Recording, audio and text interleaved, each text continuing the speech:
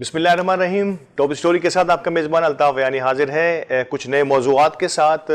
और गुज़िश्ता हफ्ते की जितनी भी टॉप स्टोरीज़ थी आज हम उसको अपना मौज़ूअ बहस बनाएंगे। और हस्ब मामूल हस्ब दस्तूर हमारे साथ हमारे मुमताज़ तज़ियाकार और आप हमेशा से मेरे प्रोग्राम में उन्हें देखते हैं जनाब इफ्तिखार गज़ाली साहब मौजूद हैं। अस्सलाम वालेकुम इफ्तिखार साहब। वालेकुम अस्सलाम वरहमतुल्लाहि वबरकातुहू। इफ्तिखार साहब, क्योंकि आज कुछ एक से ज़्यादा मौज़ूआत पर आपसे तबादला ख्याल करना था और तो मैंने कोई बड़ी तमहीद नहीं बांधी इसमें और डायरेक्टली मैं टॉपिक की तरफ आने की कोशिश करूंगा कि कराची में पिछले दिनों मैंने और आपने हम सब ने कराची के रहने वाले तमाम लोगों ने बल्कि वतन अजीज़ में और जहाँ जहाँ भी लोग टीवी देखते हैं उन सब ने देखा कि एक बनी बनाई बिल्डिंग जिसमें लोग रहते थे उनको खाली करा दिया गया और फिर उसे तोड़ने के अहकामात और काफ़ी हद तक उस पर तोड़ फोड़ का काम भी आगाज़ हो गया। फिर कुछ एजिटेशंस हुई, कुछ बिल्डर्स एसोसिएशंस सामने आई, फिर सिंध गवर्नमेंट ने भी अपनी असेंबली में इससे पहले अपनी करारदाद पास की थी। इस हवाले से कोर्ट बज़िद है कि सुप्रीम कोर्ट जो है वो बज़िद है कि यकीनी तौर पर क्योंकि ये गैर कानूनी है तो कोई गैर कानूनी एक दो या चार नहीं सैकड़ों हज़ारों की तादाद में यहाँ पे काम हो रहे हैं। तो इस पर तो खैर मैं यकीनी तौर पर मैं और आप हम सब जानते हैं। मेरा ख़ास आज नुक्ता निगाह है वो मैं ये पेश करना चाह रहा हूँ कि बिल्डर्स आबाद के जो बिल्डर्स हैं और जो बिल्डर्स ये बिल्डिंग बनाते हैं यकीनी तौर पे उन्हें पता होता है कि ये तमाम सियासी लोग बैठते हैं इस किस्म के इदारे में, वो KBCA हो या SBCA हो, ठीक है। तो वो पहले उनको पता होता है जिस तरह से ये काम को लेके चल रहे होते हैं, इन्हें पता होता है कि आइंदा एंड ऑफ द डे अगर किसी ने नोटिस लिया तो हम किसी बहुत ही नाजुक सूरत हाल पे खड़े हैं। सर क्या कहेंगे कि ये मामलात को हम कैसे देखें? आप इस पर अपनी बारीक निगाही से कैसे देखते हैं सर? अल्ताफ भाई, बड़े अहम मौजू की जानिब आपने निशानदेही की है। मैं इससे पहले कि ये जो नस्ला टावर और दीगर बिल्डर्स माफिया और सिंध बिल्डिंग कंट्रोल अथॉरिटी और दीगर हवालों से अपनी गुफ्तगू जो है वो अपने नाज़रीन के साथ करूं, मैं थोड़ा सा कराची के हवाले से एक बैकग्राउंड आपके सामने रखना चाहूंगा कि पाकिस्तान बनने के बाद से ही हमारा कराची शहर जो है वो लूट खसूट की नजर हुआ हुआ है। आप अगर पूरे पाकिस्तान के रेवेन्यू का अंदाजा लगाएं तो पूरे पाकिस्तान का जो रेवेन्यू जनरेट होता है उसमें मोर देन 62% शेयर जो है यानी 62% शेयर जो है वो कराची का है। बिल्कुल, कराची से जो है वो हम रेवेन्यू 62% पूरे पाकिस्तान का जमा करते हैं। और अगर हम सिंध के रेवेन्यू की बात करें तो मोर देन 85% रेवेन्यू जो है वो सूबा सिंध का कराची से जमा होता है। बिल्कुल। इसके बावजूद कराची शहर जो है वो हमारी सियासी जमातें हो, हमारी दीगर अशराफिया हो, हमारी ब्यूरोक्रेसी हो, हमारी नौकरशाही हो या हमारी दीगर तंजीमात हो, उनकी लूट खसूट की नजर हुआ चला जा रहा है। मुस्तकिल बुनियादों पर यहाँ लॉ एंड ऑर्डर की सिचुएशन पैदा की गई, यहाँ पर जो है वो मजहबी मुनाफरत पैदा करने की कोशिश की गई, यानी हर तरीके से जो है वो मुख्तलिफ हवालों से जो है वो अपनी आमाजगाह कराची को बनाने की कोशिश की जाती है। बिल्कुल ऐसा ही। इसके बाद हम मौजूदा जो सूरत हाल है उसकी जानिब आते हैं तो आप ये देखिए कि यहाँ मुख्तलिफ इदारे मौजूद हैं। यहाँ सिंध बिल्डिंग कंट्रोल अथॉरिटी मौजूद है, यहाँ KDA का इदारा मौजूद है, यहाँ कराची मेट्रोपॉलिटन कॉर्पोरेशन मौजूद है, यहाँ वाटर एंड सीवरेज बोर्ड मौजूद है। इन तमाम के तमाम और दीगर बेशुमार इदारों से जो है यहाँ कंटेनमेंट बोर्ड मौजूद है। उनसे जो है वो जब भी कोई कंस्ट्रक्शन की जाती है या कोई काम किया जाता है तो उनसे NOC हासिल किए जाते हैं मुख्तलिफ हवालों से। बिल्कुल। अब सवाल ये पैदा होता है कि एक आम आदमी, अल्ताफ भाई अगर आप हैं या मैं हूं, हम तो मीडिया से रिलेटेड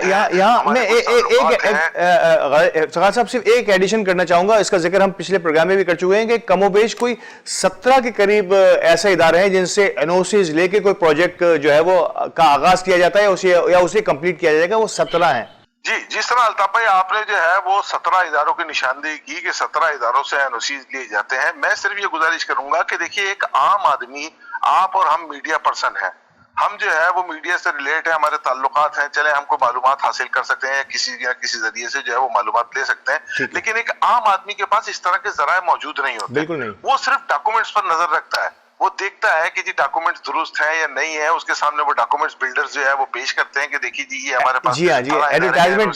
इसमें एडवर्टाइजमेंट को देखता है जिसमें बड़ा लिखा होता है कि मुख्तलिफ इदारों से मंजूर शुदा,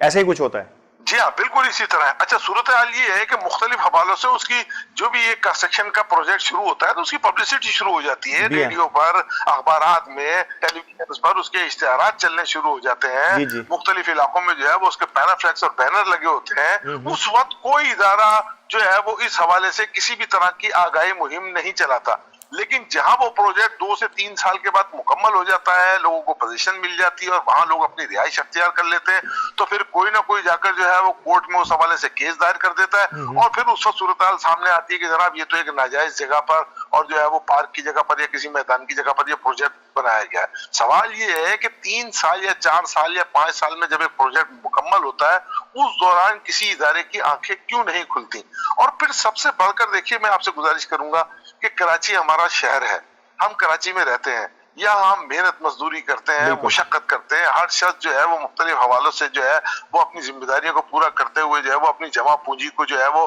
اس طرح کے اپنے کسی پروجیکٹ کے اندر انویسٹ کرتا ہے کہ اپنے گھر والوں کے لیے, اپنے بال بچوں کے لیے ایک صاحبان تیار کرے گا. اس کے بعد جب 4 سے 5 سال کے بعد جو ہے وہ اس طرح کی صورتحال سامنے آتی ہے تو وہ شخص کہاں کھڑا ہوگا؟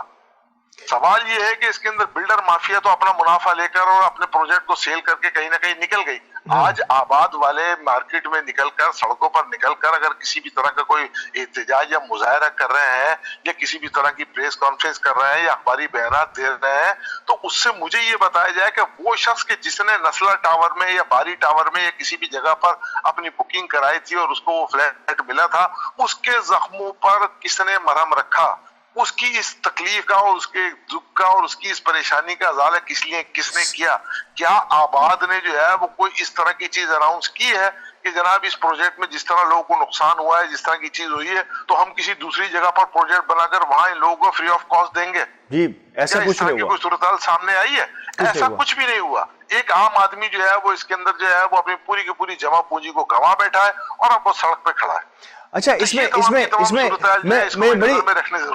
میں بڑی حیرت انگیز بات غزالی صاحب آپ کو سے آگاہ کروں گا آپ کو کہ میرا پچھلے دنوں ایک پروجیکٹ کی کمپلیشن فائل, جسے کمپلیشن پلان جسے ہم کہتے ہیں, ایک سرٹیفکیٹ ہوتا ہے جو ایس بی سی اے کی طرف سے آفیشیل دیکھنے کا اتفاق ہوا, اس میں بھی لکھا ہے, میں حیران ہوا کہ ایک ایسا ادارہ جو کمپلیشن پلان دے رہا ہے جسے دیکھنے کے بعد کسی خریدنے والے کو کوئی بھی شک و شبہ نہیں ہونا چاہیے, اس کی ایک شک یہ ہے, مطلب میں حیران ہوا, میں کہہ رہا ہوں کہ کیا ہو رہا ہے اس ملک کے اندر اور عوام کے ساتھ, کہ اس کی ایک شک یہ لکھا ہے کہ اگر خدا نہ خواستہ کسی بھی قسم کی کمپلین, کسی بھی قسم کے آرگیومنٹ, کسی بھی قسم کے کورٹ میٹر میں یہ ایس بی سی اے پابند نہیں ہوگا, یہ کہ رسپانسیبل نہیں ہوگا کہ یہ ہم اس میٹر میں غیر ذمہ دار ہوں گے, یعنی کہ ذمہ دار آپ ہوں گے اس کمپلیشن پلان کے بعد. تو میں کہتا ہوں پھر این او سی کون دے گا؟ کیا ہمیں کورٹ سے جا کے این او سی لینی ہوگی؟ سر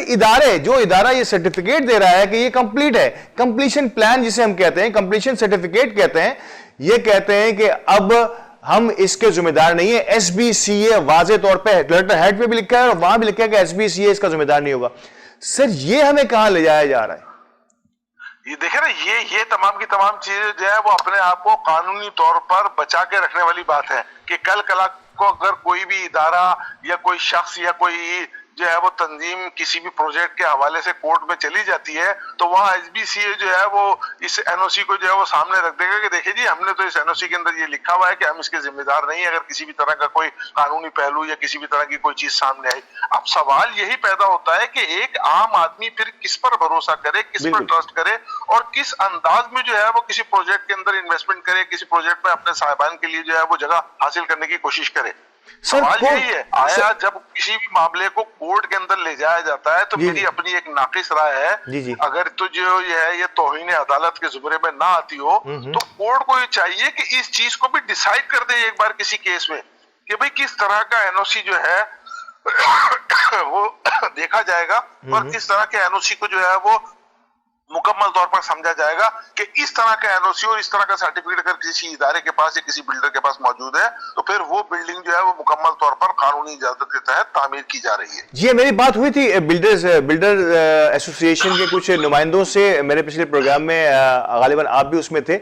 उसमें उन्होंने ये कहा था कि हम चाहते हैं कि कोई ऐसा वन विंडो ऑपरेशन हो जाए जहां से ये 17-18 जितने भी एनओसीज हैं वो हमें मिल जाएं और इसके बाद ये कहीं से इंडोर्स भी हो जाए वो एनओसी, देन इसके बाद खरीदने वाला इवन बनाने वाला सेफ एंड सिक्योर हो जाए। माहौल हमारे यहाँ कैसा है कि रिश्वत दे के सारे काम हो जाते हैं, रिश्वत लेते हुए जो पकड़ा जाता है वो रिश्वत दे के छूट भी जाता है। तो कोर्ट का तो आपने रद्द अमल बयान कर दिया कि कोर्ट को अब कोई ऐसी दस्तावेज जरूर देनी होगी आवाम के लिए, लेकिन क्या आबाद, मैं फिर कह रहा हूं कि आबाद के अंदर भी यकीनी तौर पर बहुत ही अच्छा काम करने वाले लोग भी हैं, क्या आबाद की वो काली भेड़ें जो बरसरे इक्तदार रहने वाले लोगों से चालबाज साजबाज करके कुछ ऐसे प्रोजेक्ट, कुछ ऐसी जमीनों पर जो है वो अपने प्रोजेक्ट्स अनाउंस कर देते हैं, फिर उन्हें रोकने वाला कोई नहीं होता। सर, एक अथॉरिटी, मैं अथॉरिटी नहीं कहूंगा, एक ऑर्गेनाइजेशन है जिसके मेंबरान हैं जो अरबों खरबों का काम करते हैं शहर के अंदर, क्या उनको उनकी अपनी भी कोई जिम्मेदारी बनती है कि किसी ऐसे मेंबर को आगे बढ़कर रोकें कि ये आप नहीं कर सकते जबकि जब तक कि ये चीजें आप ना करें? क्या इनकी अपनी कोई अखलाकी जिम्मेदारी बनती है आबाद की? देखिए, सबसे बड़ी जिम्मेदारी तो आबाद ही की बनती है अल्ताफ भाई। आबाद जो है वो बिल्डर एसोसिएशन है, उसकी जिम्मेदारी बनती है कि जहां वो मुख्तलिफ प्रोजेक्ट्स के हवाले से जो है वो पब्लिसिटी करती है, TV, electronic media, print media को इस्तेमाल करती है, तो वहां वो अपनी इस जिम्मेदारी को भी पूरी करे कि एक आम आदमी को आगाही फराहम करे कि फला प्रोजेक्ट जो अनाउंस हुआ है वो प्रोजेक्ट विदाउट एनओसी अनाउंस किया गया है या वो किसी नाजायज जगह पर बन रहा है या आगे जाके जो है वो इसके हवाले से किसी भी तरह की कोई कानूनी कार्रवाई हो सकती है, तो ताकि लोगों के अंदर आगाही पैदा हो। लेकिन हो ये रहा है कि आबाद अपनी जिम्मेदारियां पूरी करते हुए हमें नजर नहीं आता। नतीजा ये है कि कराची का आम आदमी पूरी तरह इस बिल्डर माफिया के जाल में फंस चुका है और अपनी जमा पूंजी को रोज बरोज गंवाता जा रहा है और नतीजा जो है वो ये निकल रहा है कि कोर्ट जो है वो अपने फैसले देती है और इससे जो है वो एक आम आदमी की जिंदगी के ऊपर बहुत ही बुरे असरात पड़ रहे हैं और आवाम जो है ये बिल्डर्स की कहीं नाकिस हिकमत अमली और यकीनी तौर पे कोर्ट जो है वो एविडेंसेस को देखती है और जो जगह जहां खड़ी है कोर्ट ने सिर्फ वहीं देखना है, इसके पीछे के मामलात को यकीनी तौर पर एडमिनिस्ट्रेशंस को देखना होता है। तो नाज़रीन, ये सिलसिला कब तक चलेगा और कैसे हम जो है वो इन मामलात को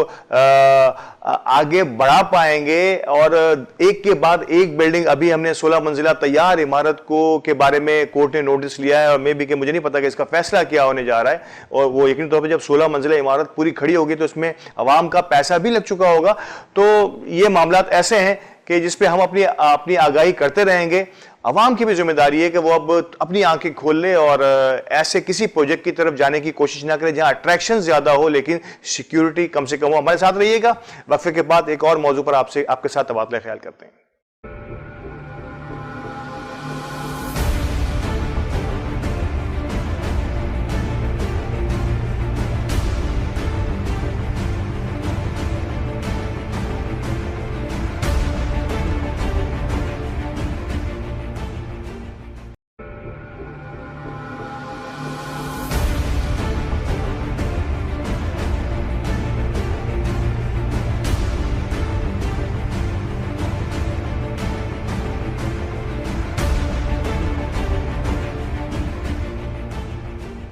वेलकम बैक नाज़रीन। ब्रेक के बाद हाजिर हूं एक और नए टॉपिक के साथ। प्रोग्राम के पहले हिस्से में हमने बात की बिल्डर्स माफिया,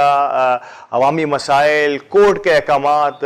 लेकिन तौर पर यह एक और अवामी मसला है जिस पर मैं आज गुफ्तगू करना चाहता हूं और इसका ताल्लुक डायरेक्टली आवाम से होता है और वो होता है IMF का कर्जा, यानी कि जिसका सारा बोझ जो है वो आवाम की तरफ ही आता है। मैं और आप हम बखूबी जानते हैं इस बात को। IMF ने से कर्जा तो हमारी जान छूटेगी या नहीं ये सो तो शायद हमें इसका अंदाज़ा तो नहीं है, लेकिन अब हमने जो सऊदी अरेबिया जो हमारा ब्रादर मुल्क था, हमेशा दोस्ती की हम कस्में खाते रहे, लेकिन अब जब हम उनकी तरफ भी किसी मदद के लिए हाथ लेके फैलाते हैं तो वो भी हमें जो है बड़े महंगी शराइत पर, अभी हमने $3 अरब के कर्जे की जो बात चल रही है आपके मीडिया में, वो भी बड़े महंगी शराइत पर हमने कर्जा ले लिया है, और इवन हमें जो तेल मिलने वाला है वो भी महंगी शराइत पर है। तो वो क्या अवामिल है कि सऊदी अरब जैसा मुल्क भी पाकिस्तान के साथ अब कोऑपरेट करने के लिए तैयार नहीं है? ऐसी क्या सिफारती गलतियां पाकिस्तान कर रहा है या हो चुकी हैं, या सऊदी अरब हमें किन निगाहों से देखता है? गजाली साहब, मैं आपकी तरफ से ये सवाल लेके आऊंगा कि क्या हो गया है ऐसा कि अब सऊदी अरब भी हमें थोड़ा सा जो है वो सख्त लहजे में बात करने लगा है? एक ज़माना था कि सऊदी अरब की और पाकिस्तान की दोस्ती की मिसालें ज़बानें ज़्यादा आम थीं और हम जो चाहते थे उनसे लेते थे, मनवाते थे, लेकिन अब शायद वो पहले जैसा माहौल नहीं रहा। अल्ताफ भाई, सूरत हाल ये है कि मैं यहाँ जो है वो गालिब का एक शेर जो है वो कोट करना चाहूंगा कि गालिब ने कहा कि कर्ज की पीते थे मैं और कहते थे कि हाँ, कर्ज की पीते थे मैं और कहते थे कि हाँ, रंग लाएगी हमारी फाका मस्ती एक दिन। हमारी सूरत हाल जो है वो ये बन गई है कि हम मुकम्मल तौर पर जो है वो उधार कर्ज पर अपने मुल्क को चलाने का प्लान बना चुके हैं। बिल्कुल। उस हवाले से चाहे हमारी खुद मुख्तारी को जो है वो हमें सरेंडर करना पड़े, चाहे अपने मुल्क में महंगाई का तूफान लाना पड़े, चाहे गरीब आदमी जो है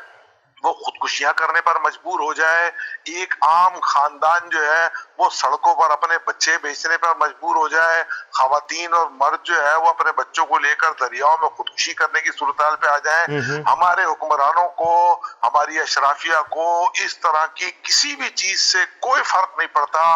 वो अपने कामों में मसरूफ है। अब सूरत हाल जिसकी जानिब आपने निशानदेही की वो ये की कि जनाब सऊदी अरब हमारा ब्रदर मुल्क है और हम जो है वो हर मुश्किल वक्त में उसकी तरफ देखते रहे हैं और वो जो है वो हमारी इमदाद करता रहा है। जनाब सूरत हाल ये है कि जब आप मुस्तकिल बुनियादों पर किसी के दर पर जाकर हाथ फैलाते रहेंगे तो एक वक्त आएगा कि हाथ फैलाने वाले को जो है वो देने वाले की सख्त तरीन शराइत का और सख्त तरीन रद्द अमल का सामना भी करना पड़ेगा। आज सूरत हाल जो है वो ये है कि हम दिवालिया होने से बचने के लिए ये इस हुकूमत के टर्नओवर में जो है वो दूसरी या तीसरी बार जो है वो हम सऊदी अरब और अरब ममालिक की जानिब जो है वो भीख मांगने के लिए गए। बिल्कुल अब मामला जो है वो यदि जो कर्ज हम लेकर आ रहे हैं वहां से $3 अरब, अभी हम IMF की तो बात बाद में करेंगे, पहले हम ये सऊदी अरब की बात कर रहे हैं अल्ताफ भाई कि जो सूरत हाल सामने आई है वो जो फाइनेंस डिवीजन ने शराइत सामने रखी है और जो मीडिया में रिपोर्ट हो रही है वो इस तरह की है कि मैं मिसाल के तौर पर अर्ज करूंगा कि एक शख्स को रहने के लिए घर दिया जा रहा है लेकिन इस शर्त के साथ कि तुम वहां रह नहीं सकते। एक शख्स को खाना मुहैया किया जा रहा है लेकिन इस शर्त के साथ कि तुम इस खाने को खा नहीं सकते। एक शख्स को जो है वो कपड़े मुहैया किए जा रहे हैं लेकिन इस शर्त के साथ कि तुम इन कपड़ों को पहन नहीं सकते। यानी इस तरह की शराइत जो है वो सामने आ रही है कि जो $3 अरब सऊदी अरब से आएंगे वो $3 अरब हमारे स्टेट बैंक में रखे रहेंगे लेकिन हम उन्हें इस्तेमाल नहीं कर सकते। 72 घंटे के नोटिस पर जो है वो सऊदी अरब अपनी रकम वापस ले सकता है। अगर किसी भी हवाले से उसको ये महसूस हुआ कि पाकिस्तान जो है वो डिफॉल्ट की तरफ जा रहा है तो सऊदी अरब जो है वो एकदम जो है वो अपने पैसे वापस निकाल सकता है। यानी इस तरह की सख्त तरीन शराइत और उस पर फिर 4% से ज्यादा सूद भी हमें मुहैया करना है। यानी माहाना बुनियाद पर जो है वो हम उसके ऊपर सूद देते रहेंगे। वो $3 अरब हमारे स्टेट बैंक के अकाउंट में रखे रहेंगे, हम उन्हें इस्तेमाल नहीं कर सकते लेकिन जब हम उन्हें वापस देंगे तो 4% माहाना की बुनियाद पर एनएम की बुनियाद पर जो सूद है उस सूद के साथ वापस देंगे। अब आप अंदाजा लगाइए कि किसी मुल्क की किसी कौम के लिए इससे ज्यादा बायसे शर्म कोई मकाम हो सकता है? इंतहाई अफसोसनाक सूरत हाल। ये सूरत हाल जो है वो ये बन गई है कि हम जो है वो बिल्कुल जिसको कहते हैं कि अपने आप को जो है वो बेचने पर तुले हुए हैं। दूसरी जानिब जो है वो IMF की शराइत है। यानी IMF ने एक तो अपने कर्ज की अगली किस्त जारी करने के लिए हमारे जो फाइनेंस के जिम्मेदारान हैं उनकी जो है वो एड़ियां रगड़वा दी।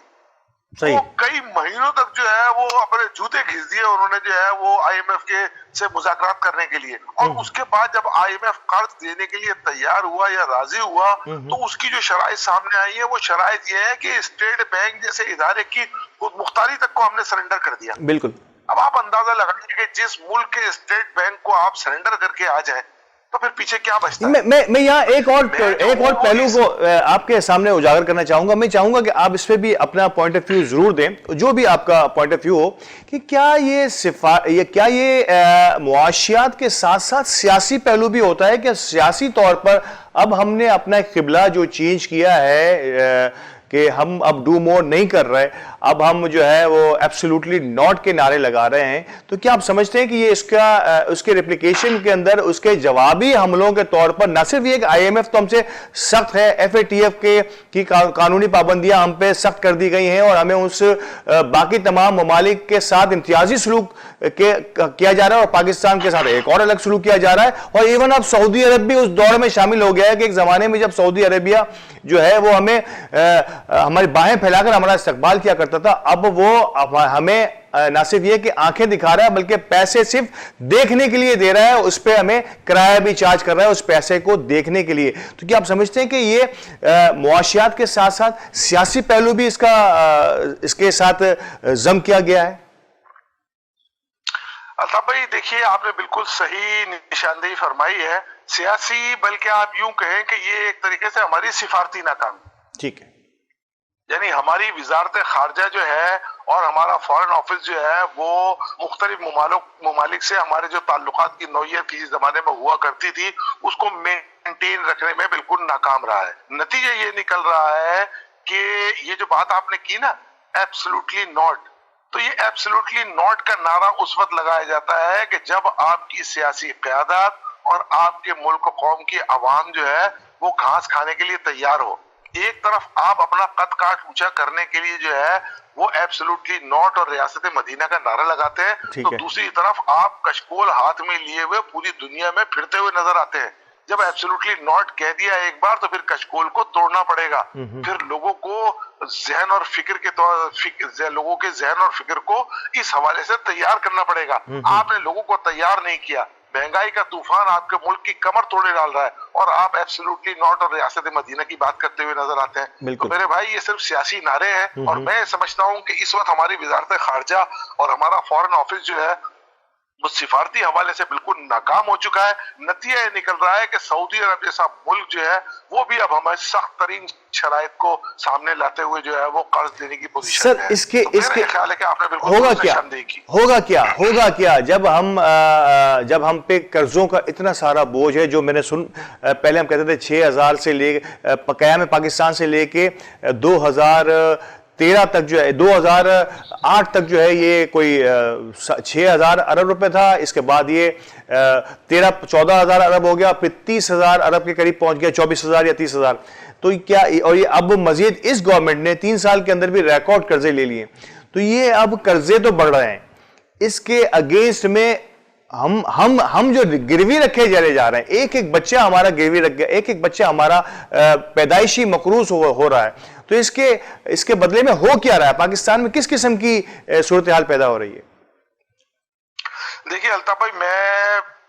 اللہ نہ کرے کہ میرے منہ میں خاک کہ میں اس طرح کی کوئی بات کہوں,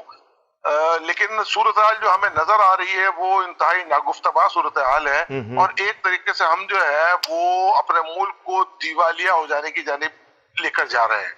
آگے جا کے آئندہ آنے والے چند سالوں کے اندر مجھے ایسا لگتا ہے کہ پوری دنیا کے اندر ہماری کوئی بھی ویلیو اور کسی طرح کی بھی جو ہے وہ ہماری حیثیت نہیں رہے گی, اور ہم جو وہ افریقی ممالک ایتھوپیا اور صومالیہ ٹائپ کے جو ہوتے ہیں جو یو این او کی امداد پر چل رہے ہوتے ہیں, اور وہاں جو ہے وہ مختلف ممالک سے جو ہے وہ امدادی سامان جو ہے وہ ٹرکوں پر اور جہازوں پر لاد کر جو ہے وہ لوگوں میں تقسیم کیا جا رہا ہوتا ہے, ہم اس طرف جانے کی پوزیشن پہ اللہ نہ کرے مجھے نظر آ رہے ہیں. قرضوں کا اتنا بڑا بوجھ ہمارے سر پر لگ چکا ہے, ایکسپورٹ ہماری جو ہے وہ بالکل ڈاؤن پوزیشن پر جا رہی ہے, اور امپورٹ جو ہے وہ ہماری اوپر کی طرف جا رہی ہے. بالکل نتیجہ یہ نکل رہا ہے کہ کرنٹ اکاؤنٹ خسارہ جو ایک وقت میں ایکول پوزیشن پر آ گیا تھا وہ ایک بار پھر ہمیں بڑھتا ہوا نظر آ رہا ہے. اور ایک اور چیز کی نشاندہی میں کروں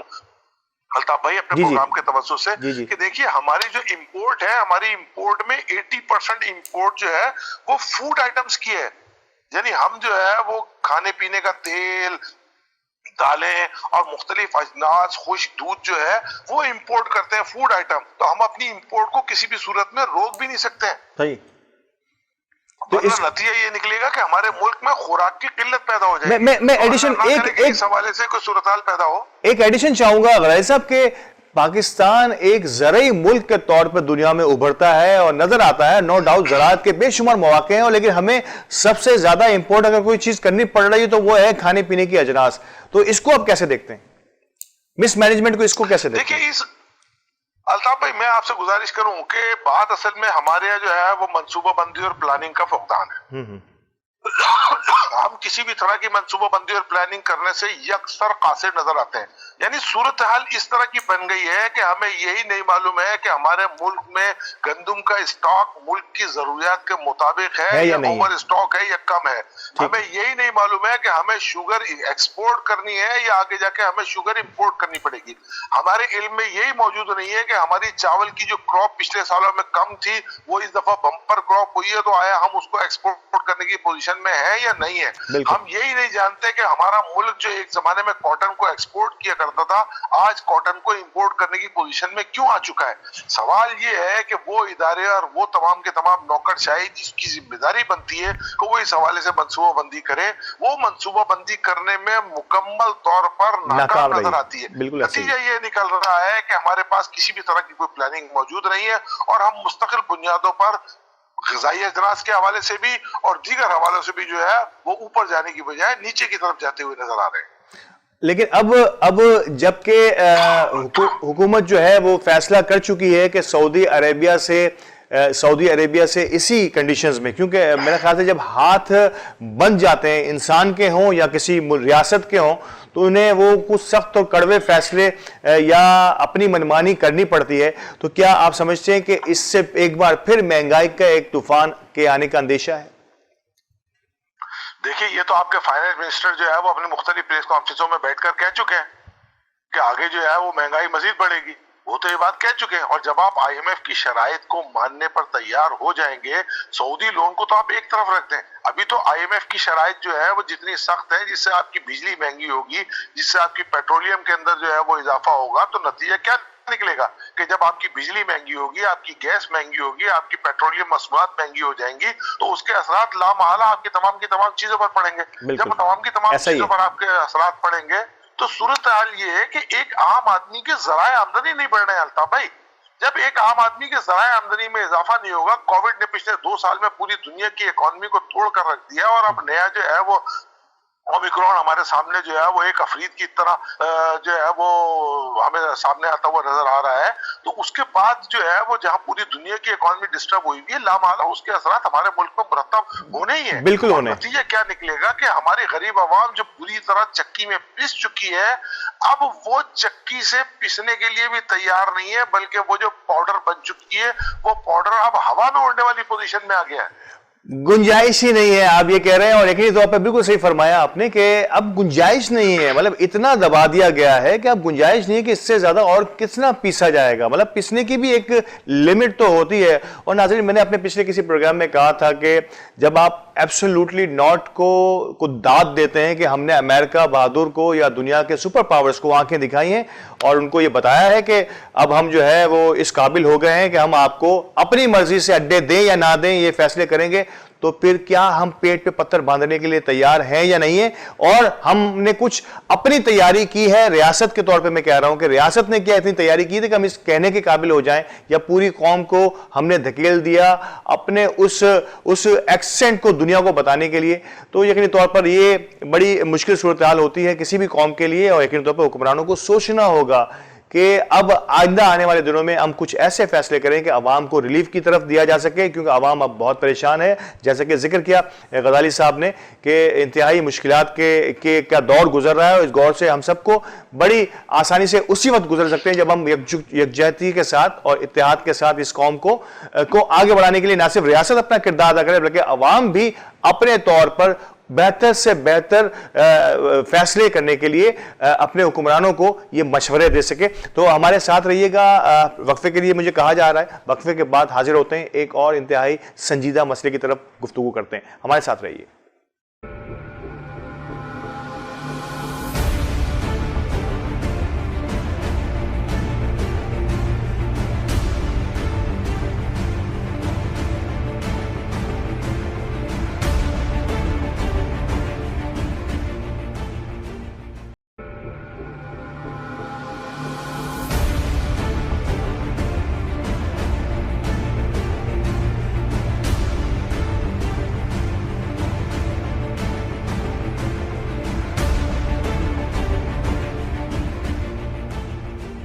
वेलकम बैक नाजरीन। और प्रोग्राम के हिस्से में, इस आखिरी हिस्से में यकीनी तौर पे मैं एक बड़े ही अंदोहनाक वाक़ये की तरफ आप सबकी तवज्जो मबज़ूल करना चाहूँगा। बल्कि मेरी क्या तवज्जो होगी, दुनिया भर में ये शह सुर्खियाँ बन चुकी हैं। और ये एक अंदोहनाक वाक़या सियालकोट में जो पेश आया, जहाँ पे एक इंसान की ज़िंदगी जो है वो एक बड़े अंदोहनाक सूरत हाल में उसे मौत के घाट में उतरना पड़ा। मैं यकीन तौर पे ये बड़ा सेंसिटिव मौजू होता है और उस पर बड़ी जो है सोच समझ के अल्फाज के चुनाव में गुफ्तगू करनी पड़ती है, ताकि किसी की दिल आज़ारी भी ना हो। इसका भी भरपूर ख्याल रखना चाहिए हमें। लेकिन मैं ज़रूर चाहूँगा कि हम अपनी ज़िम्मेदारी अदा करते हुए एज ए मीडिया पर्सन ये आगाही कम अज़ कम ज़रूर हमें देनी चाहिए कि क्या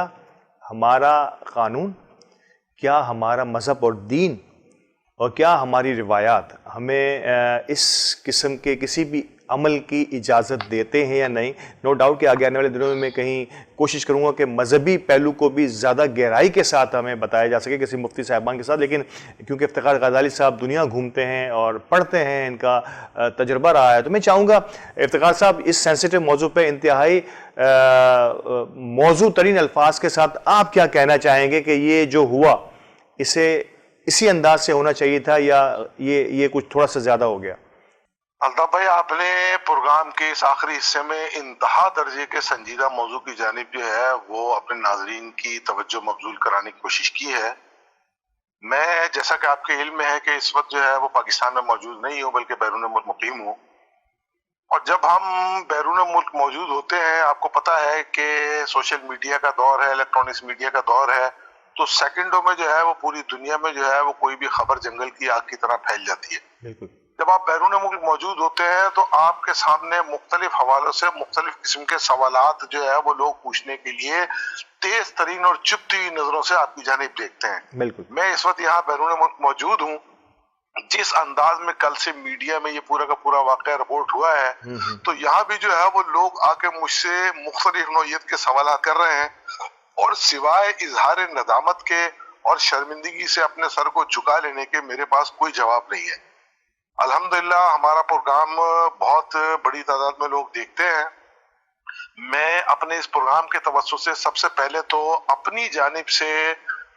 हुकूमत श्रीलंका से और श्रीलंका की आवाम से जो है वो 10 बस्ता माफी का ख्वाहिशगार हूँ, और इजहार नदामत और इजहार शर्मिंदगी करता हूँ कि उनके एक शहरी के साथ हमारे मुल्क में जो है वो इस तरह का सुलूक जो है वो रवा रखा गया और इस तरह की सूरत का सामना करना पड़ा। हम जो है वो अपोलोजाइज करते हैं और इंतहाई माजरत ख्वाह हैं।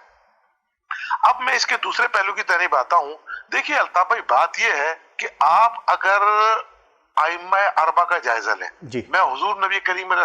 तस्लीम और सहाबा किराम के दौर की बात नहीं कर रहा। अगर हम आइम्मा अरबा का जायजा लें, उनके दौर का जायजा लें जिन्होंने फिक़ह मुरत्तब किया,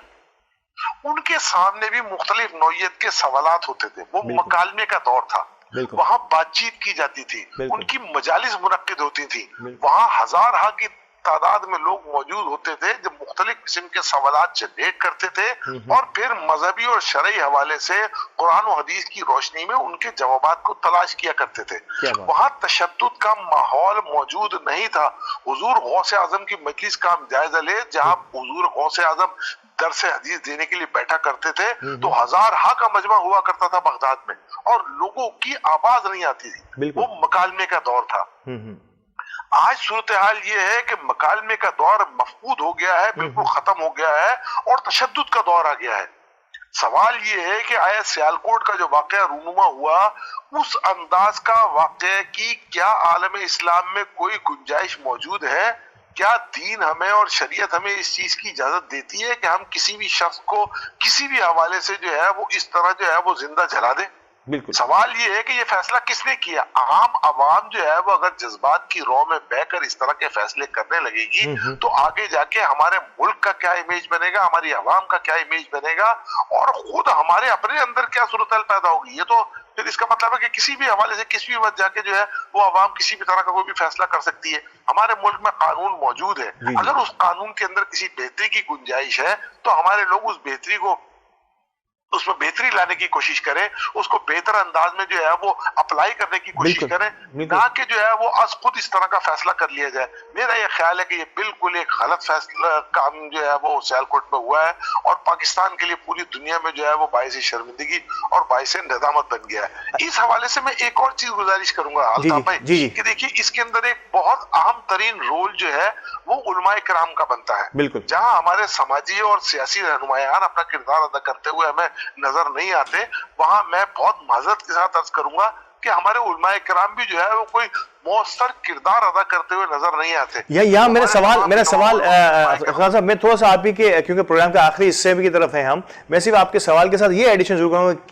क्या अब ये जिम्मेदारी उलमाए कराम की है कि वो इस किस्म के वाक़यात की रोकथाम के लिए, कि माजी अब मुस्तकबिल में इस किस्म के वाक़यात ना होने पाए, इससे शायद एक तासुर ये भी उभर रहा है कि क्या हम अपनी ज़ाती दुश्मनी को भी इस किस्म के किसी लिबादे में अगर ओढ़ लें। मुझे नहीं पता कि इस वाक़े में पर्टिकुलरली क्या हुआ था, क्योंकि चंद ही लोग यानी शाहिदीन हैं और हज़ारों लोगों का मजमुआ है, सैकड़ों का मजमुआ है जिन्होंने ये तशद्दुद किया है और बाकायदा मीडिया में भी इसका इजहार भी कर दिया है। लेकिन मैं ये पूछना ही चाह रहा हूँ कि क्या अब उलमा का किरदार उलमा के इस किरदार को आप कैसे देखते हैं कि वो सही दीन और हुजूर अकरम सल्लल्लाहु अलैहि वसल्लम की फरमान आलिया की रोशनी में ये बता सकें कि अब हमें करना क्या चाहिए। एक तो ये कि पर्टिकुलरली ऐसा कोई वाकया हो रुनुमा हो और फिर उसके यानी शाहिदीन भी हो या ना हो, और फिर इसको कैसे टैकल करना होगा, रियासत उसको कैसे टैकल करेगी। देखिए सीधी सीधी बात मौजूद है कि आपके मुल्क में अल्ताफ भाई इस हवाले से कानून मौजूद है। अगर कोई शख्स जो है वो दीन इस्लाम की या शायर इस्लाम की या हुजूर नबी करीम तस्लीम की ज़ात गिरामी के हवाले से किसी भी तरह की गुस्ताखी का मुर्तकिब हो रहा है, तो आपको चाहिए कि आप कानून का सहारा लें, आप उसके हवाले से जो है वो थाने में जाके मुकदमा दर्ज कराएं, उसे कोर्ट में लेकर जाए, कोर्ट में ले जाके उस मुकदमे को जो है वो लड़े वहां पर और उसको करार वाकई अदालती जो है वो तरीक़ाकार से और मुल्क के कानून के मुताबिक उसको सजा दिलवाएं। सही। ये कौन सा तरीका कार है कि आप खुद सड़क पर निकल आए, आप जो है वो उस हवाले से जो है वो एक हुजूम वहां जमा हो जाए, फैक्ट्री को भी जो है वो तोड़ फोड़ कर निशाना बनाया जाए और वहां मौजूद किसी शख्स को जो है वो जिंदा जला दिया जाए। मेरा अपना ख्याल ये है और मेरी अपनी जाती और नाकिस राय ये है कि इस हवाले से एक अहम तरीन अगर कोई काम किया जा सकता है तो वो ये है कि तमाम के तमाम उलमाए किराम जिस तरह मुख्तलिफ हवालों से बहुत बड़े बड़े जलसे जुलूस और रैलियां निकालते हैं, आज अगर हमने अपने माथे से इस दाग को मिटाना है तो हमारे उलमाए किराम को चाहिए कि एक बहुत बड़ी रैली निकाले श्रीलंका से इजहार यकजहती के लिए, और वो रैली जो है वो श्रीलंका के कौंसल खाने पर जाकर खत्म हो, श्रीलंका के सिफारत खाने पर जाकर खत्म हो और वहां हमारे उलमाए किराम श्रीलंका के साथ जाकर इजहार यकजहती करें, वहां सफेद परचम लहराते हुए जाए, पाकिस्तानी झंडे लहराते हुए जाए और श्रीलंका के सफीर से मुलाकात करके हमारे उलमाए किराम इस हवाले से जो है वो इजहार निज़ामत, इजहार अफसरदगी का इजहार करें और उनके सामने बल्कि सारी दुनिया के सामने वाजे करें कि इस्लाम इस तरह के किसी भी तशद्दुद की और किसी भी किस्म की इजाजत नहीं देता, बिल्कुल इजाजत नहीं देता। बिल्कुल सही कहा आपने। और प्रोग्राम के इस आखिरी इख्तिताम की जानिब जाने से पहले मैं यूँ कहूँ कि ख़वातीन व हज़रात, इस्लाम सलामती का मज़हब है और अमन व सलामती हमारा अव्वलीन तौर तरीक़ा रहा है। हमारे अंबिया कराम से लेके औलिया कराम से लेके अब तक हमारे जितने भी शायर इस्लाम हैं उन सब में अमन और आशिकी का पैगाम दिया गया है, और अगर यही अमन और आशिकी का पैगाम हम दुनिया को पहुंचाएंगे एक बेहतर अंदाज में, तो ये इसका बेहतरीन तरीका ये है कि इस वाक़े के बाद, इस सानिए के बाद अब हमें अपनी आंखें खोलनी होगी और इस्लाम का सही चेहरा, इस्लाम का सही रुख जो है वो तशद्दुद से हट कर सलामती का चेहरा दुनिया को दिखाना होगा। बड़ा नाजुक मौजू है, इस पर ज़्यादा लबकुशाई नहीं की जा सकती। भाई इतना ही है कि अल्लाह ताला हम सबको अपने हिफ्ज़ व अमान में रखे, हमें हिदायत दे। इंशाल्लाह आने वाले दिनों में नए मौज़ूआत के साथ हाजिर होंगे। इजाज़त दीजिए, अल्लाह ने कहबान।